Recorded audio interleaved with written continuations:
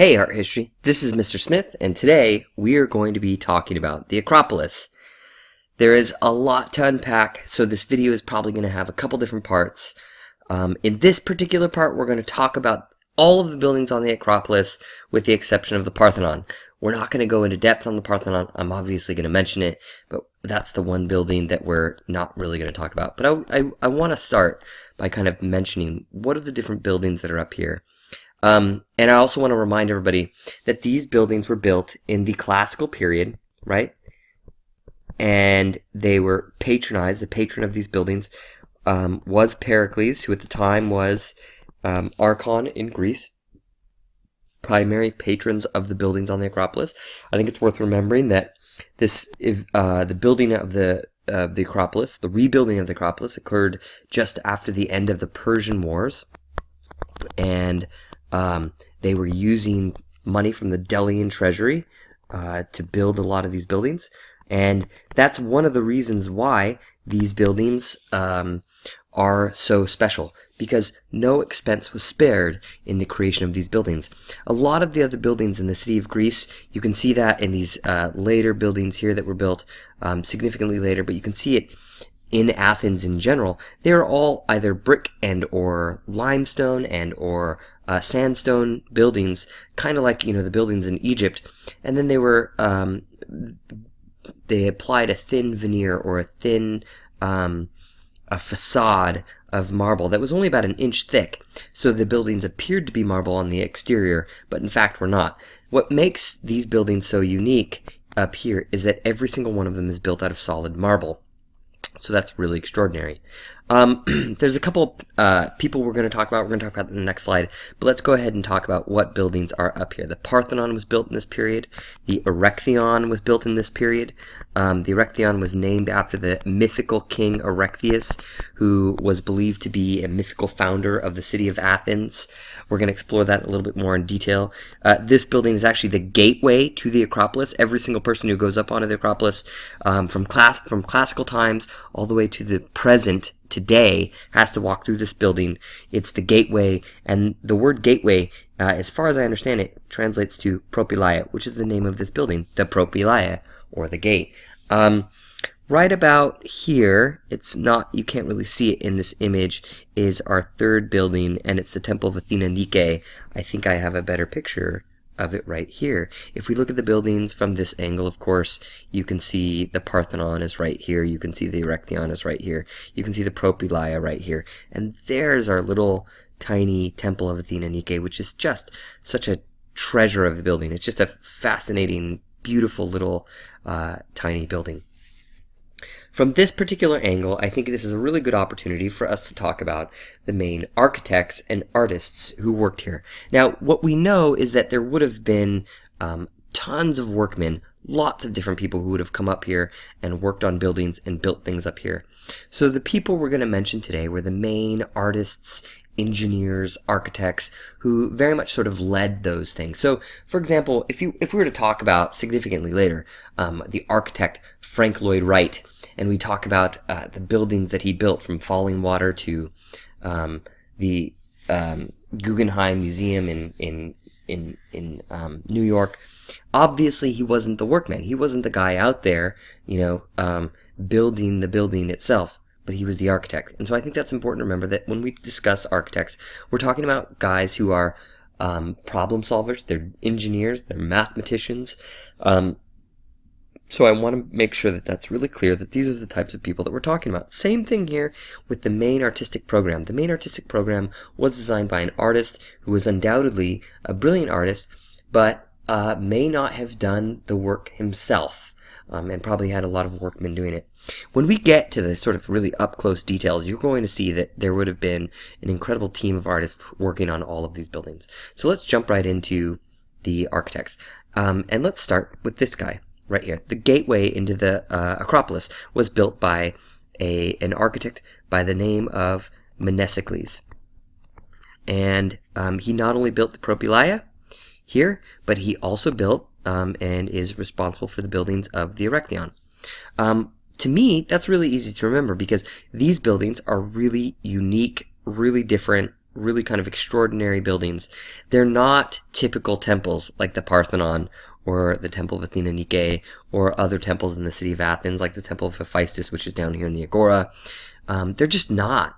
They are, as you can see, sort of multi-part buildings. The Propylaea, for example, was built utilizing all of the elements that a temple would be built with, and yet it's not actually a temple at all. It's a gate. And so it's the only building that's really built like that. So Mnesicles is kind of renowned on the Acropolis for building buildings that literally just sort of throw out the rule book and are just filled with sort of ingenious problem-solving strategies. So, for example, this building here is so atypical of a temple.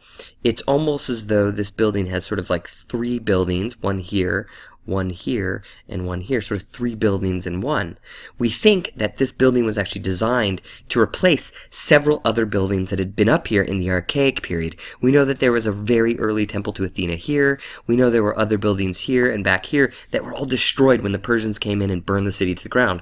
So the sort of multi-portion building here of the Erechtheion may have actually been built in this way to sort of fulfill the role of what had been fulfilled by other buildings, by several other buildings in the past. So Mnesicles, don't forget about Mnesicles, very important architect on the Acropolis. The most famous of the architects up here were probably the builders of the Parthenon, and that is the renowned Ictinus,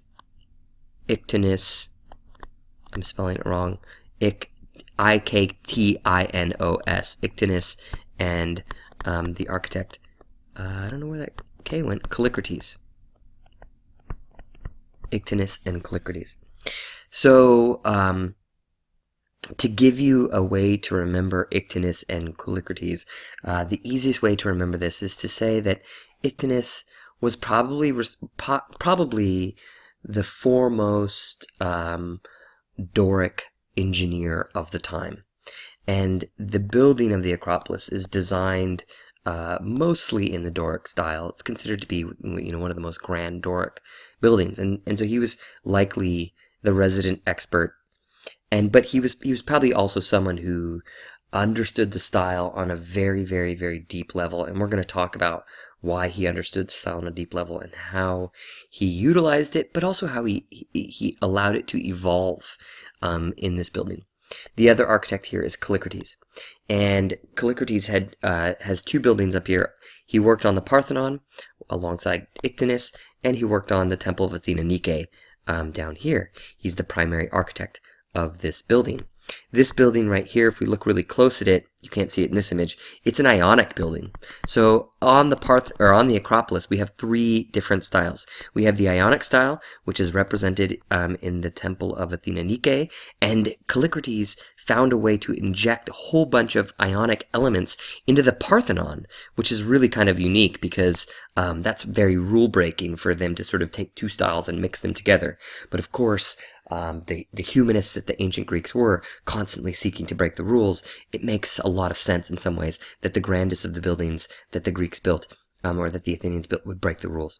So there are representations of the Ionic style here on the Temple of Athena Nike in the Parthenon, the Doric style in the Parthenon, and here in Mnesicles Propylaea.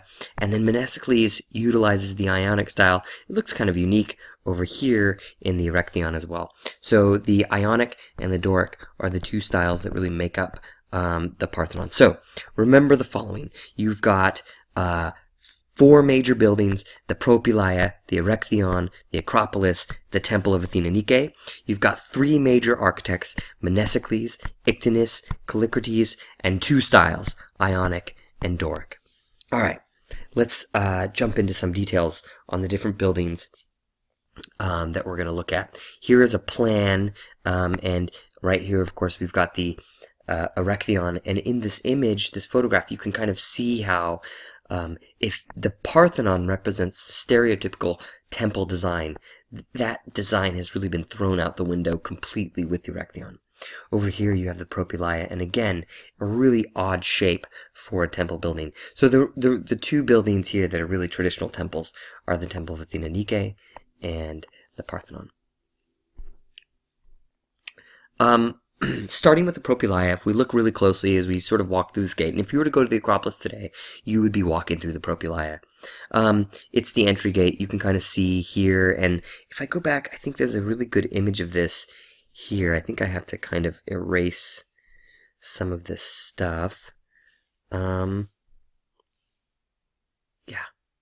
So check this out. You can actually see the Pan-Athenaic way meandering on up to the Acropolis. And then when it gets here, you go up some steps and you start doing these switchbacks before going through the actual Propylaea. So this would have been a sacred way, a sacred path.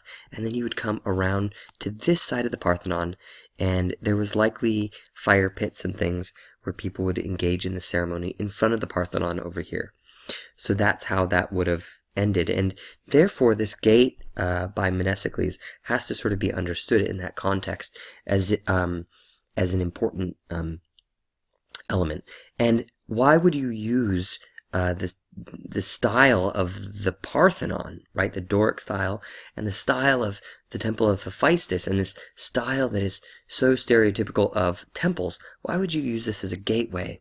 Well, I think the most obvious answer is that the Athenians didn't just consider the buildings on here to be sacred spaces. They considered the entire Acropolis to be a sacred space. And so, in the same way that you would build the entryway into this temple in this style, they built the entryway here in this style, so that as you walk through it, you understood that you were being transported from the realm of everyday life to the realm of the sacred, to the realm where the gods existed. And so, building that gateway in the style of a Doric temple makes a lot of sense.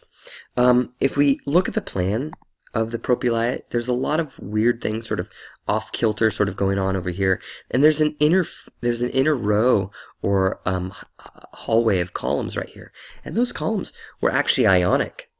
And so there's an interior Ionic set of columns on the inside as you walk through this. And that's really interesting to me, and I think should be something to remember, because, in fact, that's exactly what the architects Ichthynus and Callicrates did here in the Parthenon. They actually included 4 Ionic columns on the interior here. And so, while the Doric style is a style that is used for the temples, the Ionic style shows up in all of these little tiny details throughout the Acropolis.